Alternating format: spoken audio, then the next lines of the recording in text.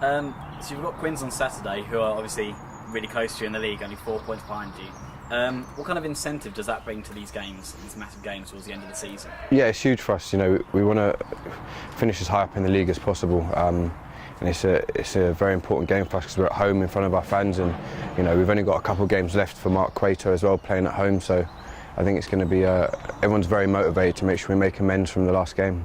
Yeah. Are you looking forward to obviously playing in front of a massive crowd, because this is such a vital game for you? Yeah, definitely. You know, hopefully I think the tickets have gone real well, and Salford should be packed out. So when it is, it's absolutely buzzing. And I can't really remember the last time when it was packed out that we put in a bad performance or lost. How do you approach a training session with such a pivotal game coming up?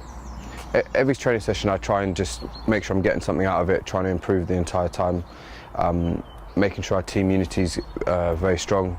And coming into this week, you know, it's going to be a full 23-man squad effort, so we had to make sure we got everyone's roles down pat and ready for the weekend. So how do you get yourself mentally prepared with the season coming close to the end? How do you get mentally prepared for that? I do a lot of visualisation on my performance. I do a lot of work on writing notes about what I want, sort of how the week's gone, making notes on the areas I think I've improved. And the day before the game, I then sort of go through it all and get ready for the weekend ahead. Excellent. Obviously, you're playing against some of your England teammates. What kind of incentive does that bring to the game?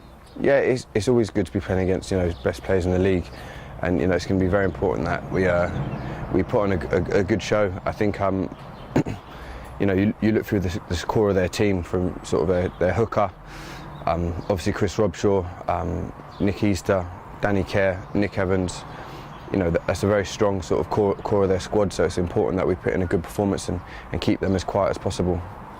You mentioned the likes of Nick Easter and Robshaw. Do you have any banter with those players, texting them up to game, or do you talk to them at all? Not really. Some guys you get a bit from, maybe people like Danny Kay, you have a little bit of chat with, but leading up to the game, it's all systems go, and then afterwards you can kind of be friends again. But I definitely want to get the win this weekend, so there won't be too much friendly banter going on.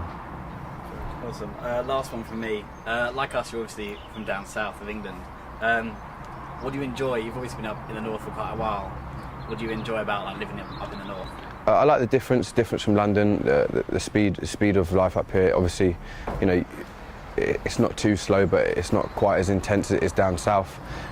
People are very friendly, and there's nice little pockets all over Manchester for you to get accustomed to. It's obviously it helps for me to be able to have a rugby team kind of like ready-made family and friends here already. So I've been very fortunate whenever you move away to have that. Actually, I've got a couple more. I've actually seen, so since you've been at Sale, you have a win percentage of 50% with you and the team. That must show how far you are to the Sharks. Do you recognise those kind of stats? No, it's the first time I've heard that stat. Hopefully I can try and boost that win stat a bit more and get another win this weekend. We've got a big finish to the season, so the next 3 games are vital. Also, do you have with the World Cup coming up, do you have that in the back of your mind? Or is that when do you switch from playing for Sharks to England? It will be last game of the season, really.